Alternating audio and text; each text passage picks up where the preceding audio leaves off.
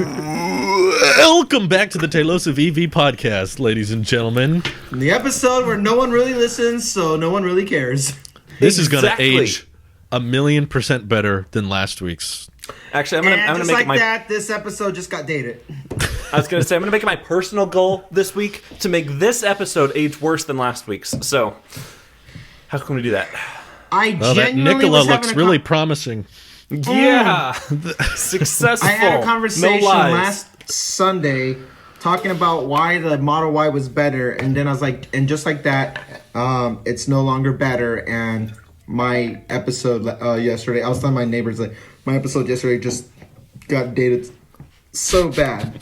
I just imagine your neighbors like trying to like work on their house or take out the garbage, and you're just like leaning it against the fence, and you're like, so then they removed the standard range, and we talked about why the standard range was so great, and they're like, that's great, Randy. That's exactly it. Like, awesome, Randy. Yay. And I'm like, you're not leaning on their fence though. You're leaning on your Tesla. Yeah. No, I'm in between the fence. They have like a little shrub, and I was like, you know what? The shrub represents how squishy and how useless the model. I can no longer recommend the Model Y anymore, as I did last week. It's no longer the best bang for buck, and I'm so sad to say that because I was finally seeing the light about how great the Model Y would be with standard range plus. Why would they do this? Do you think it's coming back? I think they hate us personally. They hate us for one. Second. Some people, you can take this either way, because I've seen a lot of people online, and I'm a Tesla fanboy here. All right, I'm into Tesla. I'm a big fan and whatnot. But shut up. Some people. No way. You are. Me too. You know how many Teslas are on your desk right now? Because there's two on mine. Carport right now. If I take it out there, how many Tesla semi in my trunk? I'm so confused. How many referrals have I caused is a better question. But anyway. How many tens of views on Cybertruck videos have you gotten? There, not asking Randy. How many tens? Or Drew. Did you say tens? It's a very specific unit. How many tens of views have you gotten? 7 digits. Okay.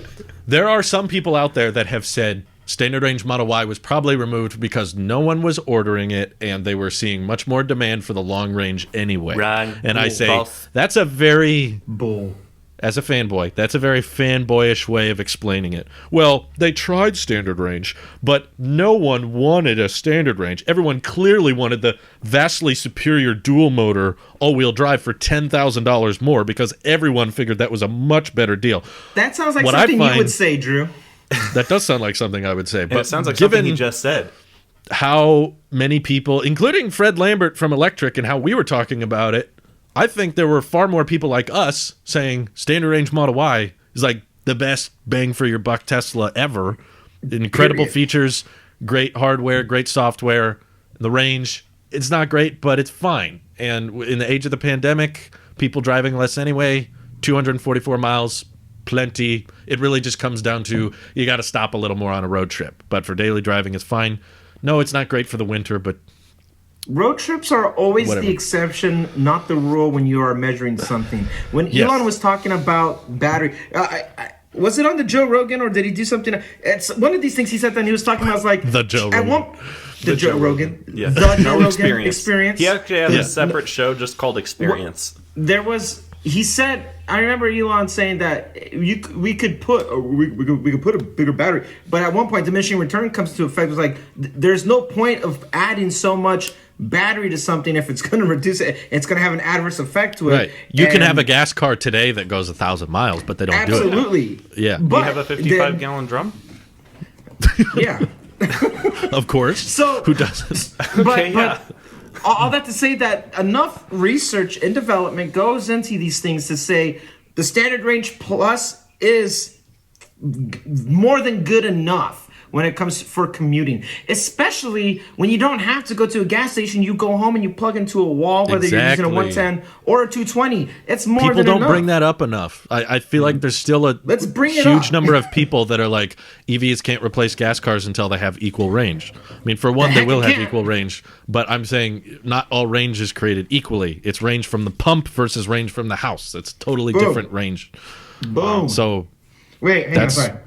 Boom. So my theory here is that standard range Y was too good. That's the only solution that makes sense to me. I think they put it up on the site. Again, I would love to figure out what they were thinking, because Elon tweets, no, we're not doing standard range. The range would be under 250. Then come January, they release it. It's under 250.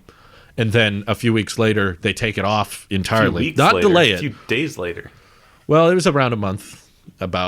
It was a few days after they decreased the price. Yeah, that's true. Then It's they so decreased the price. sad. Then after that, Makes even less sense to me, because it's like, okay, so was it selling great, so you decided to lower the price?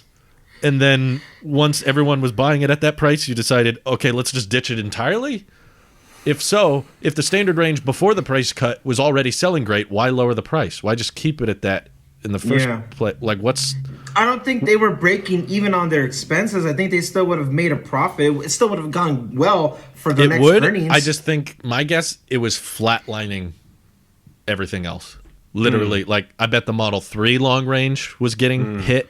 I bet the Model Y long range was getting hit. It's such a good problem to have, because at the end of the day, their business is in the energy. If it's not as... If they're making 3% as opposed to 6% on like a Model 3... Gentlemen, lest we forget about the brand new Model S and X. Like, those things You sounded are like be my selling aunt just now.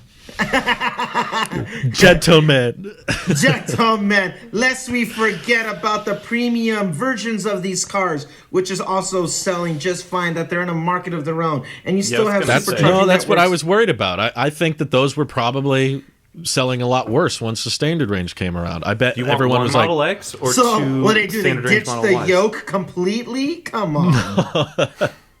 I mean, I have a hacksaw, Randy. We can fix it. higher priced Ys and 3s. I mean, S and X, obviously, yeah, that's a different thing. But Do you guys think that we will see the return of the standard range plus? I think we will. I sure hope so. standard range plus Y was never a thing, for the record. You know what I mean. I know what you mean. It just annoys me how many times people say standard range plus is gone. I was like, that whole word is completely useless. You don't need... Tesla didn't use that, and you don't need to use that. I find it annoying that Tesla uses the term standard range plus when there's only one version of the standard range. So why are we adding it when it's not there? Anyway. Because we've been conditioned. We're conditioned. I think it could come back, but not until the 4680s are done. I don't think it'll come back before that. That's a long wait, though. And then they'll sell what, the worst battery of the two? Is that it? Well, Elon is referring to standard range vehicles as if there's several of them, which is funny to me, because he's like, iron phosphate is good for medium range cars, so we're going to use that for all of standard range vehicles. Elon, there's only one right now. Like, first of all, he said it's off menu, and then people tried to call and they don't have it. So when he said off menu, he meant existing inventory, and once those are sold out, there's basically not going to be any. So it's not even a call-in thing now. Like, you can't even order one over the phone anymore. So how do you order one then? You don't. You can't. It's gone. You can only order it if there's one in existing inventory. So they made a batch of them, obviously, and they have them at certain showrooms. So I'm so confused with this. By the time the podcast goes up, they could have all been sold off. And now, if you have a standard range Y, you have a very rare car. Randy? Oh, yeah, I guess we lost Very exceptionally rare. This is awkward. Got my exclamation. Yeah, I wonder if he's still... So this is what Starlink looks like. Are you still on Starlink? So this is what Starlink looks like. I wanted to try it on EV just to see. Okay. Ladies and gentlemen, welcome to Starlink, where it wasn't bad. I mean, see how long that was? Just weird. It was like 5-7 seconds. Not terrible. No, it was that's more, about what it is. It was more than that. It was like about. Anyway, this matter. It wasn't bad. It wasn't bad. Okay. Now you guys know what it's like. We have an idea. This is very interesting. I don't envy being Ross on that side of the conversation then. To be fair, his internet cut off several times too. Oh, well then. All right. And it's so not you were even saying, satellite. As I was saying, if that ever happens again, I'm just going to talk through it and then wait. But yeah, I'm very confused as to why they introduced it, decreased the price, and then canceled it. It's like, if it wasn't profitable enough and too many people were ordering it, why did they decrease the price in the first place? And if I don't buy Elon's logic, some people do. Some people are like, no, he's being honest. But when he said it didn't reach our standard of excellence, I was like, baloney. That is some major I've seen Model Apple Y crap. production ramp. Air power didn't reach our standard of excellence. I've seen that a million times with other companies. It's like, you don't, if it's selling great, you don't scrap it unless it's low profit margin and it's flatlining everything else, which that's what I think the Y was doing. It was. I did not know they believed in cannibalizing their own cells.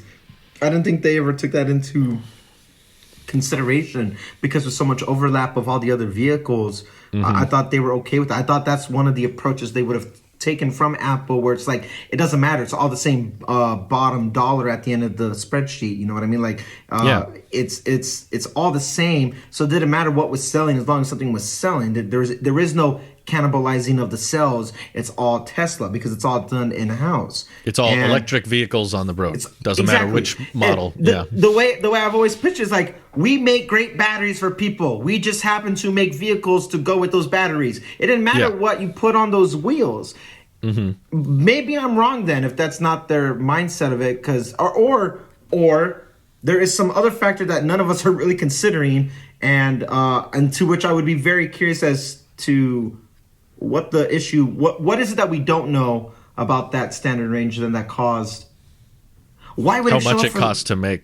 That's the real question. Like, because in my opinion, I would rather. I'd be curious of your guys' opinion, but I would rather have a more pricey standard range Model Y than no Model Y standard range.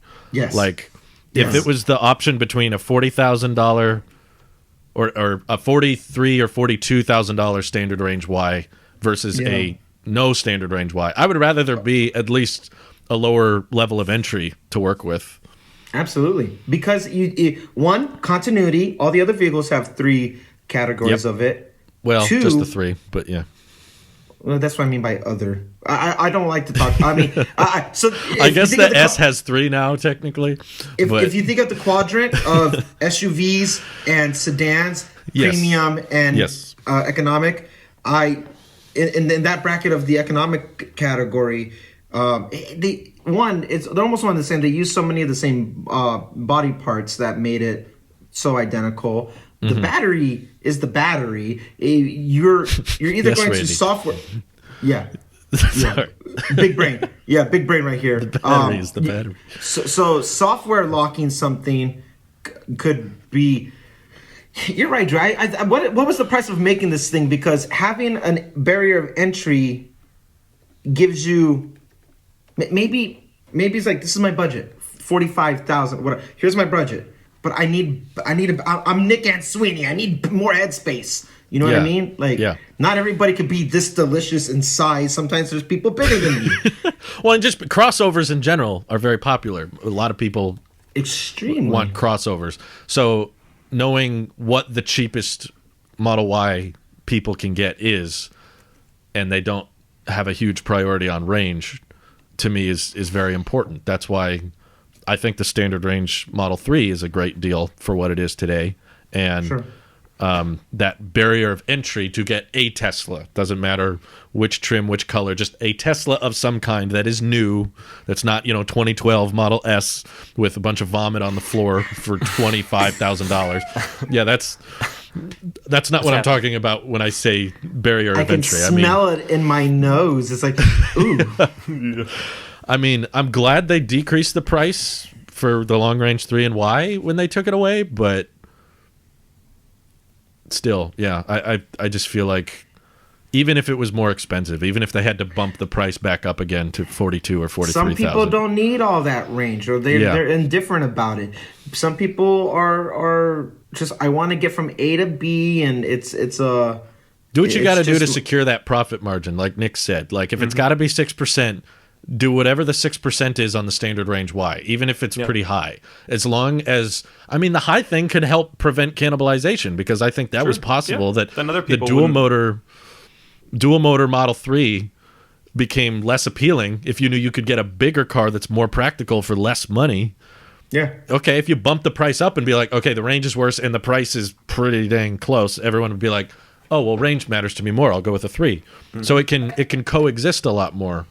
Yeah, and if the interface is still the interface, like, oh, I still get autopilot. I get the everything that what you experience with the UI. Nothing's changing on that front. If the only thing that's changing besides cabin space is range, more people are more inclined to make a decision that fits their need instead of a compromise on either or. I'm going to compromise on a smaller cabin space for a longer range, or I'm going to compromise on more cabin space for shorter range. They don't feel like it's a compromise at that point. It's like, okay, now this is priorities. There is a bracket. There's huge bigly. There is bigly amount of people that would fit in standard Y, because it's the best. It's the best overall. I'm so frustrated. I don't You know what I love convey too it. was the fact that you could get a 7-seater standard range Y if you needed. Like, if someone had the kids and the little people, they could fit in the back. Then that's what children are. I mean, is that? I thought you were just talking about Randy there for a minute, but okay, all right.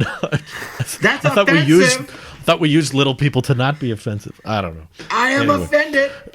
You can take your offense just saying. and keep it on your side of the podcast.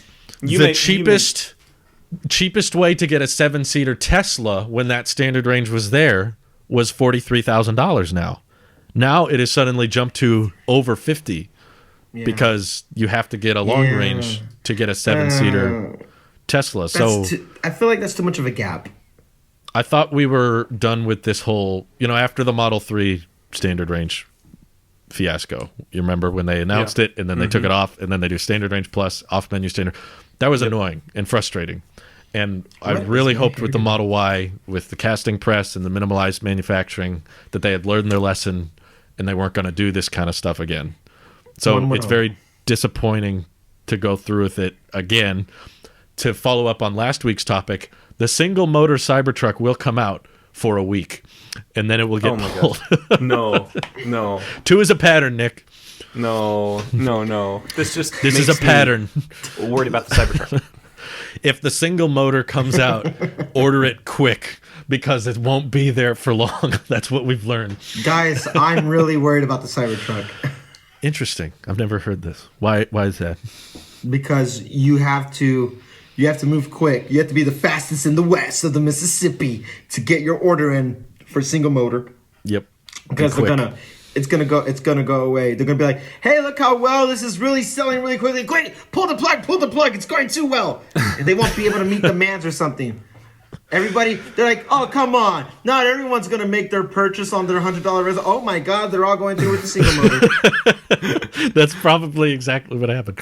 Oh, my God, they're all going through with it. What was that from, I think, Angry Birds, the movie? Oh, my God. There's one of the verses that's all he says throughout the whole movie. He just goes, oh, my God. And that's what, that's what this is going to be. You're going to see it happening. So, or... if I be more culturally relevant, SpongeBob and the brain freaking out. That's what's going on.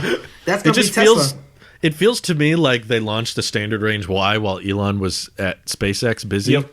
I kind of get that impression too. And then he just was like, huh? Hey, what's going on? This is Elon. Franz, why is there a new car on the website?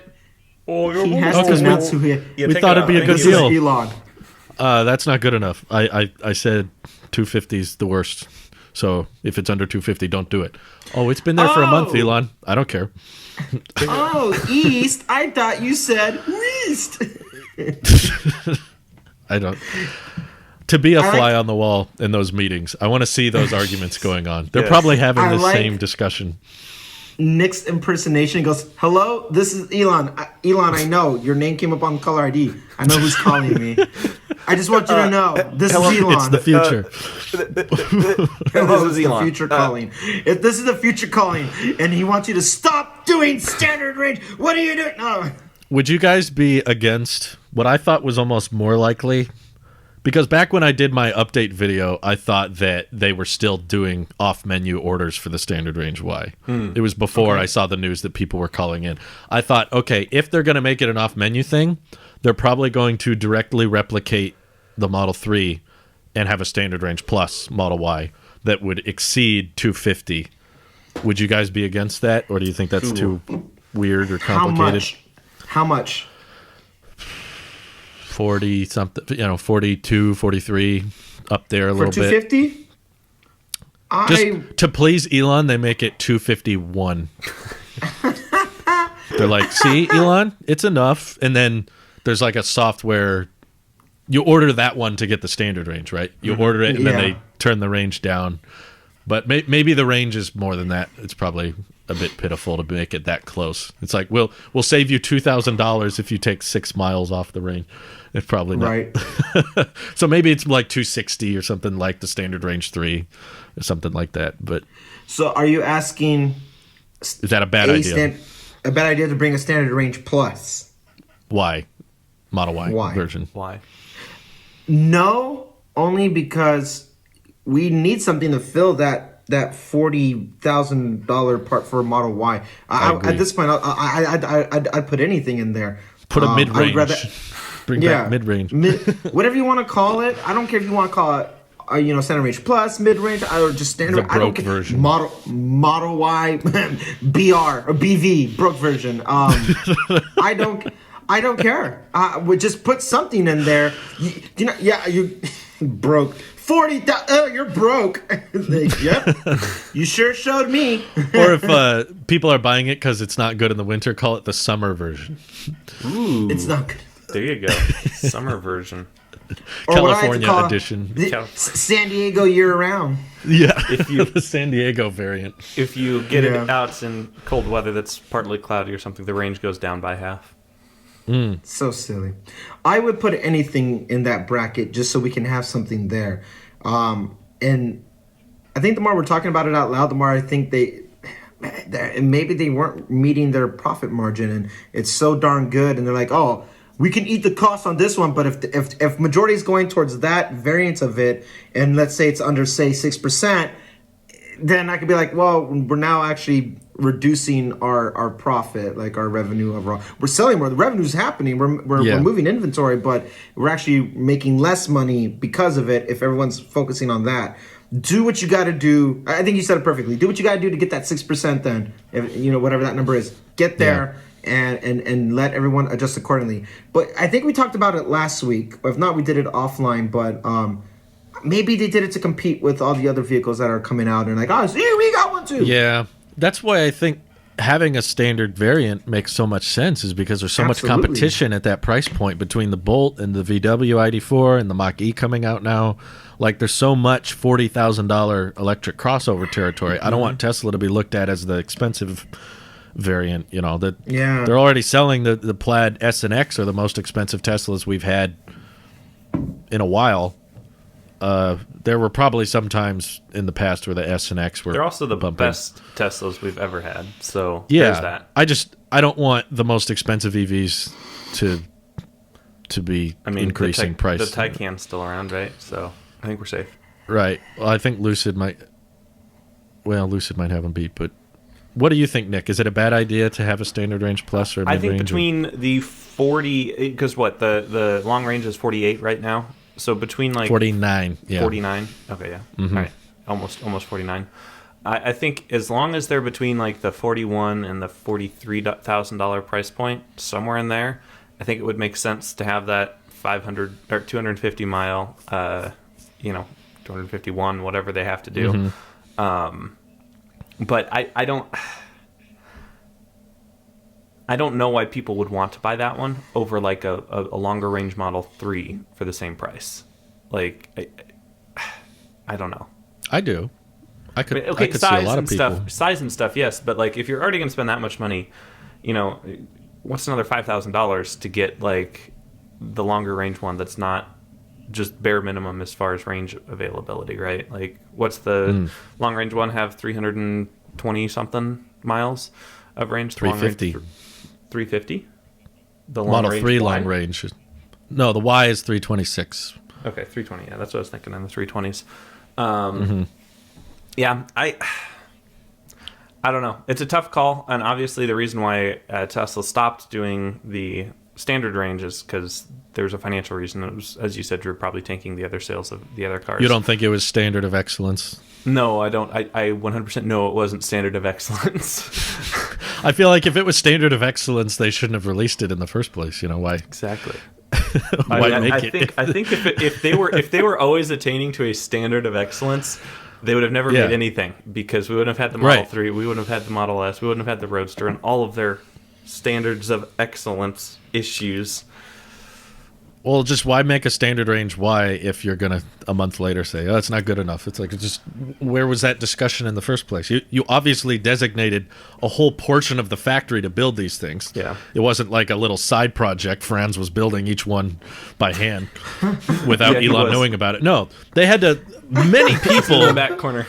They're like, yeah, Elon, go. Don't worry. Go work about that SpaceX. We'll take care of everything here. You guys are making these jokes, but what if there is an internal struggle happening and we don't know? We don't know. And it's either team him or team, like. There had to be multiple people pulling the trigger on this decision. There had to have been many, at least like tens or maybe 100 people that just decided this is the right call. We should make a standard range variant. And then Elon comes Elon's in. at SpaceX, quickly do it. The boss isn't looking. Let's make some cheap ones. That imagery is like they're so focused on sending these rockets. Quick now! I think they even launched it during a SpaceX thing, if I remember correctly. Oh, wow. That's funny. I think there might have been. Wow. If I think back now, I think there was like a Falcon 9 launch or something, or maybe it was a Starship thing when they launched it. That'd be so funny. Either way, the boss, when the cat's away, the mice come out to play, or whatever that saying goes. That's the boss is gone. I wonder if someone got fired. Probably not. Probably not. No. That'd be interesting. Elon's all about results. Elon's management style is all about accelerating things. Doing good engineering quickly, and it might have not been a good business decision. I'm sure the accountants were over there like 3% profit margin or whatever the small amount was. Do you think they were hoping long range would still sell okay and that would compensate? I think the engineers were like, no, we can do this. We can make it for this price, and people will buy it for this price, and the business guys are like, I don't know about that. I think it might affect some of the other sales here. And the engineers are like, no, don't worry about it. So they went ahead and did it while Elon wasn't looking, and then After the SpaceX launch, and they got a little bit of data, the business guys were like, it's tanking all of the other sales. As they go to Elon like, they did it! They did this thing! Take it down! They did it! We're totally embellishing this story. Maybe. I don't think it was that bad. Do you think they did this because of the potential tax credit coming back? Ooh. I've seen that theory floated around, is that they realized that they have a good chance of the $7,000. There's even a more generous one. I don't know if you guys read about this. I don't know if it'll get passed, but there is a proposal to make the $7,000 tax credit similar to the California clean fuel rewards, where it is applied at the... Familiar with that. Good. It's very confusing, and I hate tax credits because they make EV companies think they can get away with doing all this. It's actually, if you do the math. I'm like, yeah, but I'm going to do the math and apply the insurance cost, so ignore that. Anyway, the California Clean Fuel Reward is a $1,500 deduction off the purchase price at the point of sale. Oh, wow. As in, it's not deducted from taxes or something. It's not like after you buy it, here's the actual purchase price. I was confused about this for a while because on Tesla's website, they have include potential savings and here's the purchase price. Yeah. And they keep those separate. When the Clean Fuel Reward came out, they were deducting it from purchase price, not include potential savings. And I was like, well, why are they doing that? Why would they include that in the purchase price? It's because in California, when you buy it, they deduct that as you make the purchase. So you literally get to pay $1,500 less than what the site is saying is the if you bought it outside of California, basically. And there's a proposal to make the $7,000 tax credit like that, where they deduct $7,000 from the purchase, like up front, meaning like if you bought a Model Y that was $50,000, if this law went into effect, you would only have to pay $43,000. It's not like deducted from your taxes later on, but right now today you have to drop $50,000. Is this like a government subsidy or a recusal of taxes owed on the vehicle? Wow. Such words. Great question. I don't know the answer to. But all I know is it affects the purchase price, not your taxes. Interesting. No, because they can do it both ways. I saw that report, and they said this is even more generous than bringing back the $7,000 tax credit, which just deducts what you owe the following tax year. So it's not, even though they say, well, after this, it ends up costing $30,000. Even though they say that, you still have to pay the full $38,000 up front. But if that happens and that law gets passed, that basically means a flat $7,000 discount across every Tesla for a lot of people. And if that's the case, maybe Tesla would rather collect that profit because they get to still sell it for $50,000. They're just getting more money from elsewhere. Not from the customer, so the customer doesn't have to up that cost. And if that's the case, maybe that's why they want long range to be the only option for the Y. Now I'm nervous. What if they take the standard range 3 away? Because they're like, it's not a standard of excellence. It's not good enough. What if they take away the standard range Cybertruck? That's just making me worried about the Cybertruck. I'm just expecting that now. I have a feeling. Oh no. How that price point Tesla gives whenever they unveil something is like almost never reached. Yep. It's like, it hasn't been reached yet. I mean, except for that one time briefly. with the Model 3. Barely. Yeah. Barely. Just barely. And then they take it away. With the clean fuel reward, it's pretty close. It's $35,500. But Elon said that would be the price without any subsidies or anything. Yes. So correct. So he's still wrong. Elon said is not a good way to start a defense. That is very true. He's not. Nick wasn't making a defense. He was making a. No, I was defending it, Drew. You don't have to defend me. I was defending the fact that Elon says lots of things. You don't have to defend me, Drew. I was defending the defense. The defense rests its case. I'm saying because the defense you were correct. Elon was incorrect. Elon was wrong. On the price. He has an Apple Track score of 0. Adjust for inflation a little bit, maybe.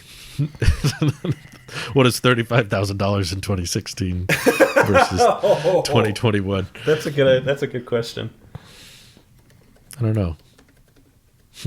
I don't want standard range vehicles to go away. It must be done. I'm curious, from a finance point of view and an investor's point of view, Randy, did you follow the Lucid merger at all? Did you catch any of that report? I not in lifetime. I did not, but yes, on the back end. Yeah. What did you think of that? I still am very confused by it. I've watched several videos and I've tried to understand that merger they did with Churchill Capital, I think it was, and why the stock tanked as soon as they announced it. And I believe it has something to do with Lucid decided to raise their evaluation higher than people thought, right? Am I understanding that? Yes. When a merger happens in general, if there's crowd investing that happens, that's outside of private investors that are happening, early VCs and stuff like that. Those guys are gonna cash out first, and they're gonna get their money first, and then they're gonna go. And everybody else who comes in on the back end, those are the ones who are kind of left. Essentially screwed if it's gonna go down, because they might not get their money if they invested in them, because it's not a guarantee of the payout. The payout will go towards the first come first serve type of thing. So the founders, the early investors, and the VCs that happened with them, and I think some of that also kind of played into an effect when the merger happened. It's because it was not a straight up like buyout. Because there's different in an investing aspect of it. When you have a buyout that happens, that's I think with taxes, I think that definitely plays differently. But a merger becomes more. Say Tesla merged with Apple, then it's all Apple, right? It doesn't have and it doesn't, but it would be. I'm giving. I'm with my example. I'm giving here with like merging an EV to be fair, Lucid didn't turn into Churchill Capital. Right, but I'm okay. That's not where I'm going at with this. I'm going about with what would happen to the Tesla stock. Mm-hmm. Yeah. If Tesla merged with Apple, then everybody who was an early investor in Tesla would be the first ones, or maybe the only ones that would cash out, where that stock would most likely dip, whereas Apple stock would shoot up because now the Tesla IP had gone down because it's like we can't even stand its own. It's being there's an acquisition of something else, whereas Apple's is like we've gained this new. Well, it is a merger, but what I'm saying is that with the merger that would happen. I'm talking about stocks, Nick. Okay, I'm talking about stocks too. I'm not grabbing you count for them. Yeah. Okay. When I'll let you go. I'm sorry. No, please, you derailed me 3 times. Go. Oh no. Yeah. I just like rebutting what you're saying, Randy. I don't have anything else to say. No. To be fair, like Lucid was 3 not times to take me off my tracks. I'm not interested in talking about it anymore. Ooh. Lucid was not public beforehand, which is why it's a little different from that example. Right. But I understand what you're saying. Yeah. You're not wrong, Randy. I'm just being nasty for no reason, because you're nasty to me most of the time. Yeah, I love you guys. I love you too. You guys are great. when a new upstart company that's probably only gone through Series A or Series B rounds of funding, they haven't like made it to an IPO yet. They're not a public company. There's just a large group of investors. Private funding. Yeah, private funding group of investors, which can be publicly traded companies who can invest in those rounds of funding. It is the people who sell out first, who get the best conversion rate. Like they have the most percentage of the old shares when they get converted into the new ones. Which are typically on a merger. They are a completely new entity's stocks, where both companies create a new stock together. Where an acquisition, the smaller company gets acquired by the bigger company, and the acquisition then makes the stocks of the smaller company become stocks of the larger company. So on an acquisition, it would be a little different. But here, Lucid is merging with Churchill Capital, and so that's where you get both of them together are creating a new type of stock and a new valuation that's both of the companies together. But they keep the same symbol, right? I'm not sure if Churchill Capital is a publicly. It is. It is a New York Stock Exchange listed special CCIV purpose, acquisition corp. Yeah, they for simplicity, going through any big ticker changes on the NYSE is a lot of paperwork. But so I would imagine they're probably keeping the Churchill Capital stock ticker name, but the stock itself will be for a separate legal entity, a new one that's the merged companies. So do we know why Lucid wanted to take such an evaluation? Because does that mean they get more capital out of it up front? It all depends on how the merger documents were drawn up. It could be a whole stock transaction. It could be a cash transaction. It could be a mixture of the two. From what it's looking like, they offered a price per share of $150 for Lucid, which to them obviously was fair enough to make that merger happen. So I don't know why. You have to ask them. Yeah, because a lot of people seemed upset. From what I'd seen, it was a lot of people thinking the evaluation would be a certain price based on reports and what news agencies were saying. But then Which I don't know if you should. I mean, it's not from Lucid. They're hearing those numbers, so I don't know why you would blame them for that necessarily. But either way, I understand people are annoyed and frustrated, but not financial advice. But Oh my God, please sit down. My dog's been scratching at the carpet for the last 5 minutes, and she won't stop. She scratches, then she comes to me and bugs me, then she keeps scratching. I don't know. A lot of people in general getting upset with investments. Normally it has to do more with speculative. They're trying to time things than actually go off of data. And I think this is a whole new culture with, GameStop and all that stuff. People were upset or what happened with Tesla, with the short sellers this week. And much like because of the Bloomberg report, you mean? With the factory? Yeah. The Bloomberg reported the factory would be shut down for 2 weeks, and then obviously the stock didn't perform great based on that, but then Elon corrected it later and said 2 days, not 2 weeks. And it was because of parts shortages and SNX demand is really high and all that. But the damage had already been done because most people don't check Elon Musk replies, but they do see Bloomberg headlines. So that makes... Which is funny because it's literally coming from the source. And the market is such an emotional entity as a whole. And it is. It's these short sellers that try to... But I mean, that's part of the game too, and I just don't play that side of the game because long-term investments, do what you gotta do, get it up and running. Like I care about the overall health of the company, not what's happening in 12 hours or 48 hours. So, and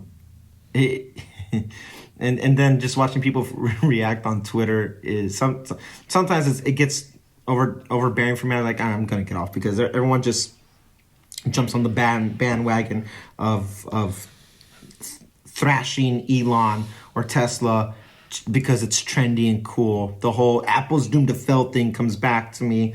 Where it's like nobody, like, you read a headline and that's about as much research as you do, and there's no research in a headline. Like, you're not actually doing your due diligence on something. And when it comes to, especially with EVs and as a whole brand new entity of the market with technology and energy, headline, like, these guys, if you're investing just based off of hype and news without real research, like, you're gonna get a Nikola type of output and outcome with that. Oh wow, Nikola. Funny you bring that up. Were they not in the news recently? They were. The most honest company, honestly. I was so proud of them. At least they are admitting their mistakes. So I guess the first step, admittance. The first step in a very long path to never being relevant. They did announce they're no longer pursuing the off-road vehicle and the jet ski and all that, which I was like, the better question is, was that ever in development in the first place, or did they just make a cardboard one once and call it a day? But we'll never know, I guess. Except we do know, because it never worked. There was never a working one. We do know. It just made me laugh for the jet ski part of the website. It was always just sitting in the water, but they never showed it moving. Because you can't roll a jet ski down a hill as easily. It's not They as just sent simple. the jet ski down a river. Ironically, Lucid has Project Gravity, which I've heard Nicola's worked on Project Gravity in the past, rolling things down hills. But I don't know. I don't mind when EV companies want to go public. I just feel like they should have a product out first. Yeah. I feel like that's my rule. Is like I don't like hypothetical, theoretical stocks that have yet to deliver a product yet. And Lucid had to push back their deliveries, which is a bit of a bummer. Yeah. I mean, they Well, got the reason why they quality had to push control back, I'm and sure, is because of funding. I mean, it's so expensive, and the reason why they need to go public is to get that also precious funding. I'm totally understand why they're needing to do this. Although you're totally right, Drew. It looks very scammy, given that we just had Trevor mess it all up for everybody, and it is much better when you have something to show for it, but not all companies can do that. Tesla was very fortunate to be founded by a guy literally worth $250 million, and not founded, I guess, but early investor in Tesla. And, you know, he had the drive to sell a shirt, basically, to make it work. And I think a lot of other companies, Lucid included, doesn't really have that kind of backing. And so the way that they can get through financial struggles, like just like Tesla back in 2000, when was Elon like living at friends' houses and borrowing money to pay rent? Like when was that? 2012, 2011, whenever they're working on the Roadster, right? Or 2008? I can't remember. That's 9, I 2009. think. Roadster came out in 8, I believe. Yeah, and he was like But making payroll Model out of S his was in personal bank 12. accounts and stuff, and like Yeah. that where Tesla was right then is probably where Lucid is right now. Like they have so much momentum. They have a fairly well designed product. They have some manufacturing processes thought through. They're about 80% of the way there. They just need to get past that finish line, and they've already burnt through all their cash. And they're like Elon, back in 2008, not having enough to keep going forward. So I see why they needed to do this merger, and I fully support the, I want to see them succeed. Sure. And I think they have a much better chance of succeeding than a lot of other EV startups we've seen. So I wouldn't say they're good investment or a bad investment or super safe investment, but they're just another Tesla competitor out there. And so, yeah. Yeah.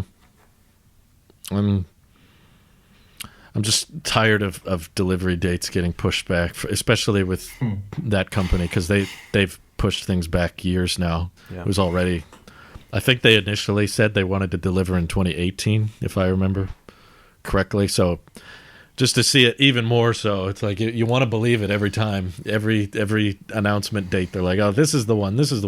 And Lucid spent money on advertising already. So it is a pretty high valuation considering what they've done so far. And I get why some people don't like them, but I don't know. I feel like we should give some credit to companies that have factories and showrooms and, compared to a company like Nikola that was just collecting pre-orders based off literally a render. That's one thing. But when you have a factory and it's pumping out vehicles and you're testing them and people can see them in person, I don't know. It feels different when I just remember walking in the Lucid showroom and being like, here it is. Yeah. Wow, this is a car. It's a product. I can see it. I can touch it. I can try the seats. Does it roll down a hill? That's the real question. Yeah, does it roll down? But just that feels like it should get more credit, because I see a lot of people that treat like startups like that like you're either a Nikola or you're a Tesla, and there's nowhere in between. You're either hypothetical with no product, or you've made products and you have thousands of them on the road. And that there has to be, we got to give credit to a company like Rivian that's like testing vehicles and using them on city streets and driving them around and letting people try them and experiment with them and keeping people posted. I love what Rivian's doing with their marketing department, just showing people using their cars and driving them off-road. And I'm like, yes, we like that. We want to see it work. We want to see it in development. We want to see it working. And that way we know the product's real. It's not just hypothetical. It's not just a render with specs on a page. And that gives me more faith in a brand. So yeah, that's where I am on the Lucid merger thing. But it's very lucid of you. I did not buy any. I was at a grocery store yesterday, and a newer Model 3 came up behind me, and I know it's a newer Model 3 because it had the humming. Ooh. Oh, it made the noise. Yeah, mine doesn't make the noise, but theirs was. It's funny. Yours doesn't make the noise. Yeah, I for think some it should reason. though, right? You should have a speaker. 2018, right? You said you'd have a speaker. Do you have you tried boombox mode? Well, that would be a great way to find out if you have it or not. You see if you can play something have through you it. tried it? Well, that would be a great. I mean, if you've never heard the car externally make noise outside of a horn, my car, I mean, the humming. Yeah, I was just thinking. I was like, mine doesn't do that, and this car was doing it, and it was just like, a little. It wasn't as annoying as the other ones were doing, like the Leaf or the whatever, the driving around. But just I hear like the thing going on. I was like, oh, huh. And then I was thinking about, mine doesn't do that. Mm-hmm. Okay, mine's silent, pure silence. To be honest, I don't mind the silence. I think that's kind of classier. I prefer the silence. I prefer the silence. Hello, silence, my old it's more flashy when I show people off the thing. They're like, oh, and it's so quiet. I'm like, I know, only mine is. Only so. Yeah, if it was optional, I don't think it is on the newer ones, but no. Yeah, if it was optional, I would turn it off just because I like making it silent. I you feel like running into I know they want it pedestrians to and parking be. lots, Drew? I can't believe you. Yeah, that's just the fun of driving. Why would you want to take that away? Exactly. So yeah. When it comes to making a noise so that pedestrians are aware of you, I don't know. I just feel like in most circumstances. If you got headphones in your ear, you're not going to hear me regardless. And if you don't have headphones in your ear, you're going to hear tires moving, and that's still exactly what I was going to say. I was like, your car makes a bit of noise even without the humming. Like you can hear the tires. Honestly, It would be, in my opinion, very difficult to sneak up on someone with that car. Just to be in a situation where like the pavement has no little pebbles and it's just perfectly flat and you just roll up at a very low speed. Somehow Andy did that to Dwight once. So it was a Prius though, so that's true. And the car can automatically detect people around it, right? So I mean, maybe that's true. If the person's not paying attention, the car should stop collision from happening in the first place. So why do we need the sound? What if there's no sound unless there's a pedestrian that it sees? That's not a terrible idea actually, because the computer can detect people separate from like garbage cans and regular. So if it just detects that it's near a person, it can be like, and then when there's no people, it can just keep quiet. It's all software. I want mine to make the Halo loading sound from Halo 1. Well, if the boombox is there, you can do that. You should be able to. That's a thing. I'd be honest. I just forget about it. I don't know. I never thought about it. That'd make a great Tesla experience video. I am two. That would be video number 3. My first video is me talking about I saw my old car crash mate, and I haven't posted. I don't know. There's something stopping me from I'm going through a crisis right now. I have two completed videos that are like ready to publish, and I go, what do I want my channel to be about? Am I just vlogging? Am I covering it? I'm having an internal dilemma. Like, what do I want to cover right now? I'm having I'm insecure about my channel, and I don't know why. I'm very insecure right now, and I don't know why that is. I don't know. I keep filming, I keep editing, and then I don't publish. I'm like, well, what's the point? So I don't know. Maybe I'll make one day looking back, look at these videos that are completely dated and irrelevant now. But I don't know. I'm having a like a throwback Thursday. Yeah.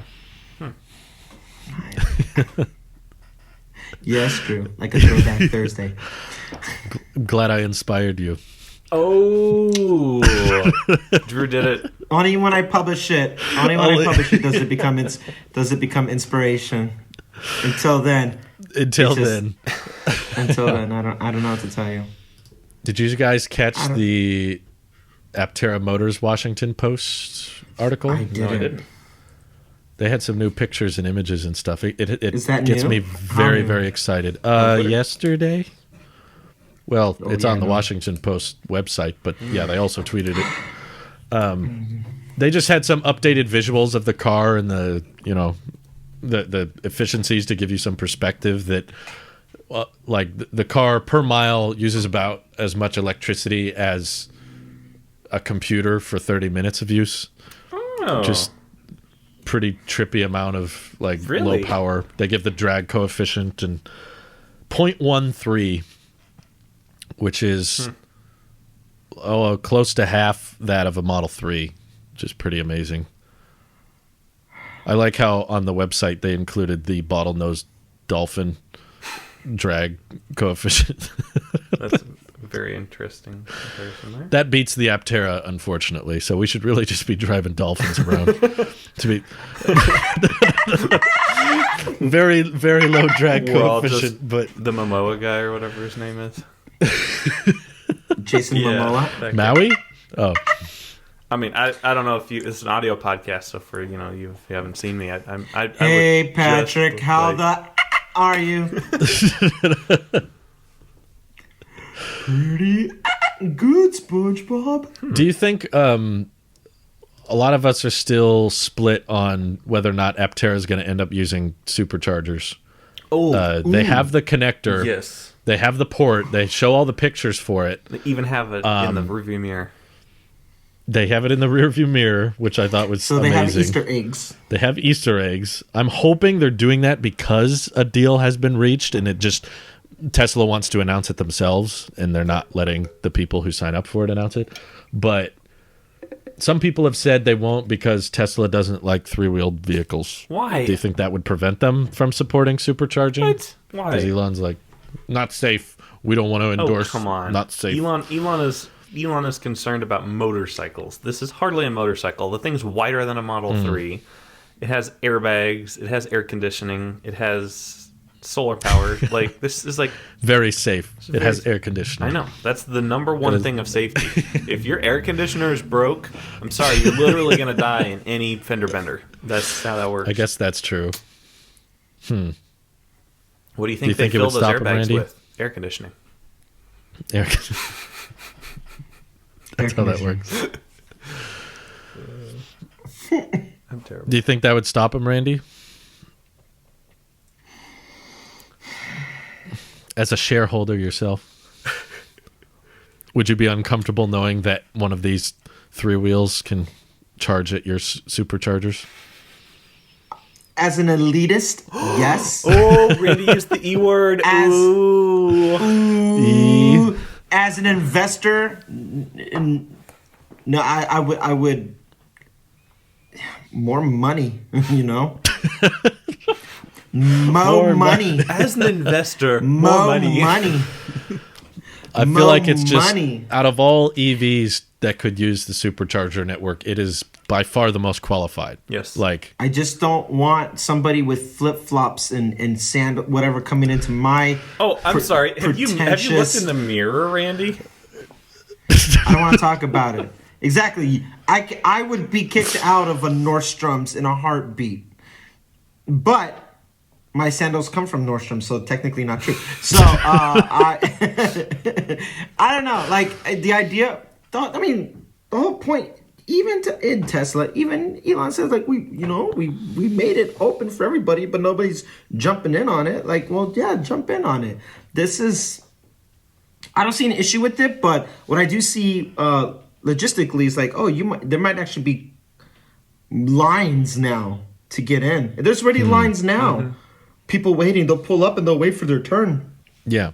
And this is over at the Fashion Valley Mall, one of the biggest line of supercharging roads. Yeah. I think it's the biggest one in San Diego, and there's still a line. And I'm like, okay, so I'm not going to go here. But now you add outside of Tesla too, like that's going to be like you're waiting at Costco gas station to get your turn up in there, and you're sitting for a minute. And I don't Except know the about you Aptera guys, will or I be don't know about you charging as it's waiting. There you go. Right? True. So then go just Parking in So the just spot. shoot. go away, shoot. Supercharging. It's going to be the opposite of supercharging. It'll be slower than 110 charging. No, it'll be charging the supercharging network. When you plug it in, it'll just if the battery's full, it'll just use the solar panels to Starts charging the other Teslas cars. next to it. Well, to make because that is a concern. I agree. There's lines at superchargers and stuff, but to give Aptera credit, it's going to be a very low volume vehicle compared to any Tesla that is in existence. Even the Roadster, I think, will sell more than the Aptera. Maybe not at first, but I mean, long term, the Aptera probably end up outselling the Roadster. But I mean, like at first it's supposed to be they want to hit 10,000 vehicles next year, and they probably won't hit that because they're a startup and they're new and so everything. So it's not a huge number. Like Tesla is a bigger problem for supercharger lines than Aptera because of how little Aptera vehicles they plan on producing. And on top of that, they're very energy efficient, and a lot of the Aptera models have longer range than most of the Tesla models, which means that they would not need to charge as often on road trips as Teslas do. You know, if we're talking about the 400-mile variant or the 600-mile variant, those will need to stop fairly little on those big trips. And also, the batteries are so small that they're not going to consume huge amounts of power on the supercharging grid. So I'm like, Elon did say in a tweet in response to Marquez, like, there are low-key companies that are going to start using the supercharger network. Like, he confirmed that. And I don't know what he means by that, but to me, like, especially with the Aptera display, the fact that, you know, Bollinger has said they want to use Tesla superchargers, but they have this very traditional dial and knob basic interior. There's no screen. So if the supercharger, like, fine print of, like, if you want to use our supercharger network, you have to do this, this, and this. The fact that they already have a 15-inch landscape center display that you could plug into, and then they can show their visuals, and they can be like, supercharging, and here's your billing info, and here's how you do all that. I feel like of all vehicles to be qualified to join the supercharger network, the Aptera fits that the best compared to some random Chevy Bolt, which is probably going to sell by much higher volumes and use more energy per mile, so it's going to be consuming more electricity at each supercharger. Whereas the Aptera feels like a light but, you know, third-party addition that wouldn't be a big burden. That's fair. I think the net result of the Aptera is like a toddler in comparison to, you know, a group of elephants. Like they're not well, like they're not okay, fine. Okay. It was fun. Go ahead. I want to hear this out. I want to hear this. So the toddler is Aptera, and the group of elephants are Tesla. And that's just the sheer the mass is correlatory to the number of vehicles on the road.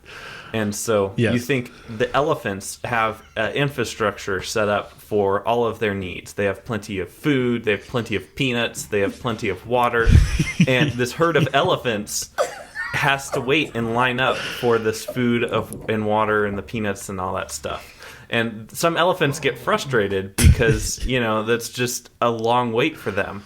But then this little toddler can skip the line and just grab a fistful of peanuts and be completely satisfied and not need anything else, while these large elephants need a lot more resources. So that is how Aptera is a toddler and Tesla is an elephant, a group of elephants. You have no idea what you just said, do you, Nick? It was wonderful. I think I understood it. There's probably a better analogy. No, there's not. No, that was the best analogy ever. That should go down into Illusive history as the best analogy. How about just a baby elephant? No. The rest of elephants. Toddler. I know. Toddler. Why does it have to be a human? A human-sized toddler and then a life-size elephant, and the only comparison is that what they need are they peanuts. both need peanuts and water. That's a perfect example. I'm pretty I would sure say that the Aptera has much more to gain than Tesla does in this That's transaction. exactly what I mean. Yeah, the It Aptera works. See? The elephants could care less about. Are you trying to say that like a handful of peanuts would take a human toddler a lot further than a handful of peanuts to an elephant? Exactly. Okay, then in that case, yeah. Like if Aptera, even if Don't like encourage This is such a good example, Randy. You need to embrace I don't know, it. I'm not running off of the analogy. I'm trying to get us back on track here. Wait. We have a track?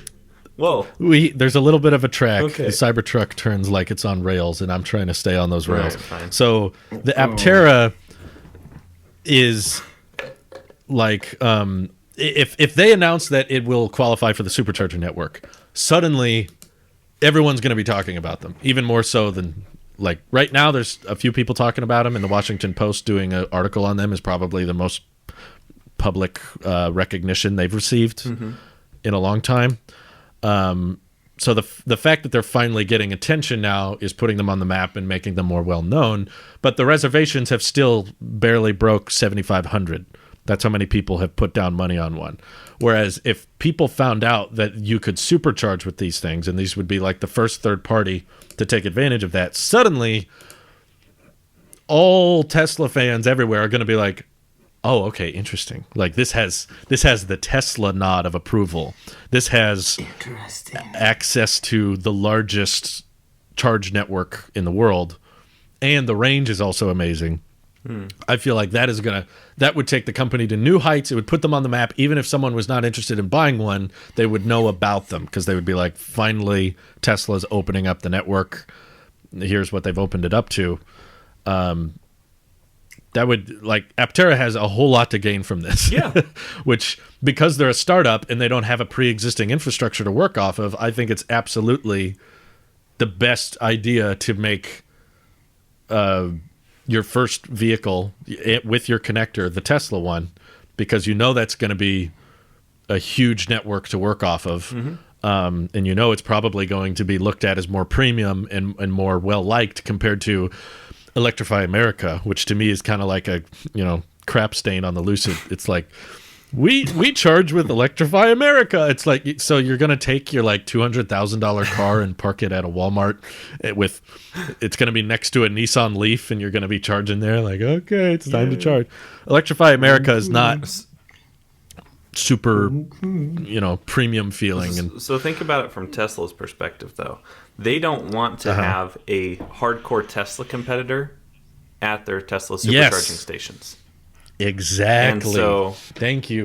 Obviously Elon has said they're open to the possibility, but they don't want it, right? Like you don't want the Mach-E charging at the Tesla place just for pure brand loyalty, right? Possible on both ends. Yeah, it's fairly likely Ford doesn't want that either. And the Aptera poses... Same reason why you don't want a Samsung display at an Apple store. Exactly. Or a lightning port on a Galaxy phone.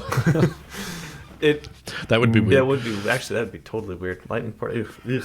I got I'm very uncomfortable. Got chills now. He got but chills. Aptera poses... Randy, I love you, man. Unrelated though, I just need to go brush my teeth and wipe my butt. For completely health reasons, I need a shower. Actually, I feel completely disgusting. I mean, with an Apple Pencil. I do after the example I just did. Aptera poses like zero threat to Tesla, though. Like, Nick, do you have any peanuts? I did, but I think I gave them all to the group of elephants. So you'll have to go find the elephants. You're right, though. The Aptera really doesn't overlap with much of Tesla's lineup at all. Nope. I would make the argument it's a symbiotic relationship. Now, the symbionts is obviously going one way mostly, but it's still a symbiotic relationship because Tesla gets to say, hey, we are in support of other EV startups, because at some point, and I think within the next 5 to 10 years, Tesla is going to be charged with being a monopoly, just like Apple and Facebook and all of them have been. Because Tesla's I think they could do that now. No, I think I think they could, but the normal person doesn't think of them as a monopoly. But I think in the future, they will start being seen as like the monopoly, the energy monopoly. And I think any steps Tesla can make towards that, like saying, hey, we do make the best cars, we do make the best superchargers, but we let other people like Aptera, and we support them as well. And it's a small ask for Tesla, and it really supports a company, and it does nothing but positive stuff for Tesla, really. And I think longer supercharging lines, the reality is there's going to be 2 or 3 Apteras ever in the vicinity of a Tesla supercharging station. So the lines are really not the fault of Aptera. Neither will they be solved by Aptera. So, yeah. The lines is a Tesla problem fundamentally, not an Aptera problem. Tesla sells too many damn I would cars. agree. If only they sold fewer cars. The lines they are a real estate problem. That's true. Yeah.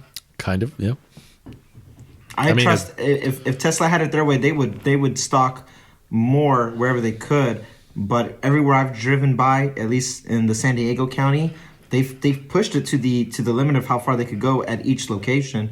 Yeah. And I think real estate being the most valuable commodity of them all, that's its issue, and finding that balance of what Tesla can get away with and what either that whoever owns that land. I'm assuming like at a mall, like Westfield or whatever, how much they're willing to lease it for. I don't even know what those agreements would look like, if it's coming from the city or if it's coming from the land that's being owned by the mall companies. And then other ones that just shopping centers, not even malls, but like when we went to that one where we're right by a Subway and a McDonald's, like, so that parking lot structure, who has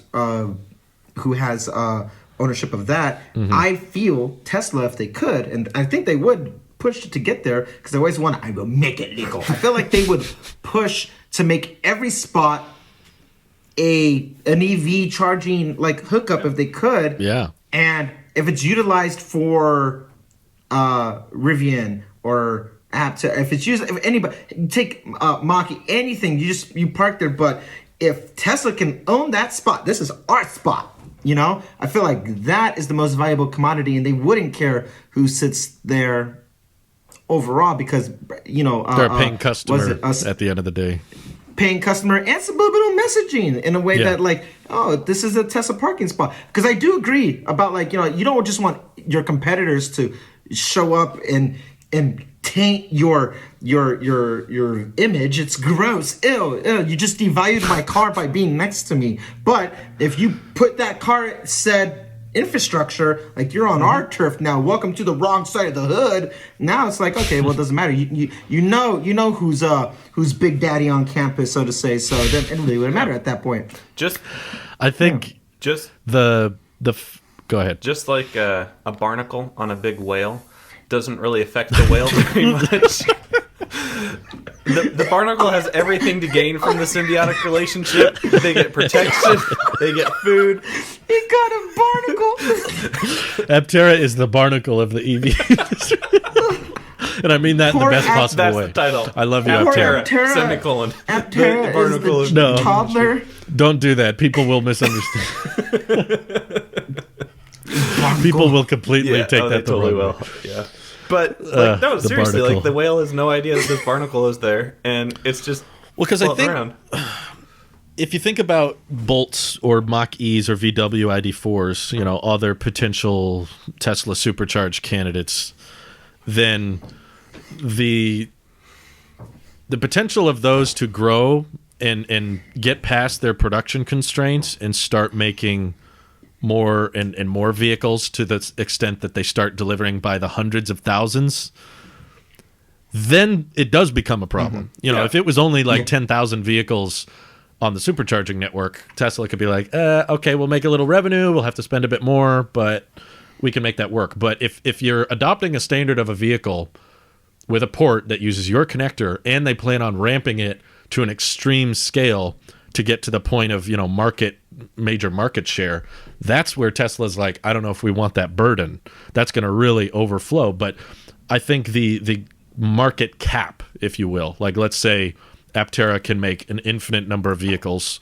There's no supply problems. They have no issues with supply chains and stuff. If they just wanted to, if their issue eventually just became demand, we need more people to order this huge surplus we have, I don't think it's going to be extremely high, to be honest. I think that the market for two-door, three-wheeled vehicles, I'm in it, and I'm very passionate about it, and I would love to have one, and I would love to drive one. It sounds perfect for me and my wife, but I agree that we are not the average couple. We're not the average example. And, of course, if one day we had a kid, suddenly the Aptera is way less practical, and we'd probably have to look at something bigger with four doors. And that's why most people do buy like a standard crossovers. Range. Why? My goodness, why is it so hard to bring back?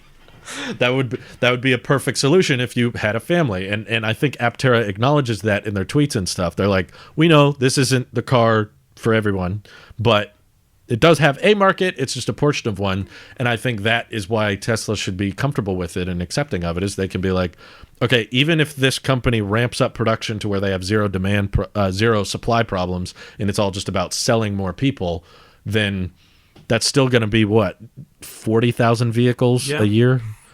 But in comparison to Tesla's almost 500,000, that's nothing.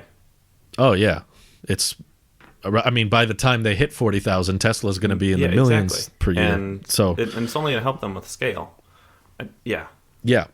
It's nothing but good things for both Tesla and Aptera. Now the good is not as great for Tesla as it is for Aptera. Obviously, it's a one-way. It's a pretty much one-way symbiont. But there's definitely still tangible benefits to that, which I think Tesla should.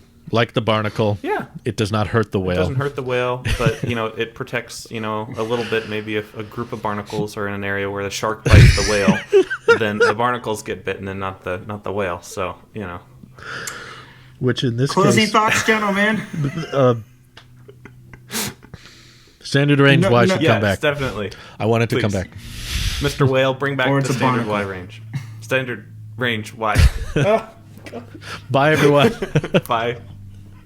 Bye. Best analogy ever. Barnacles. My goodness.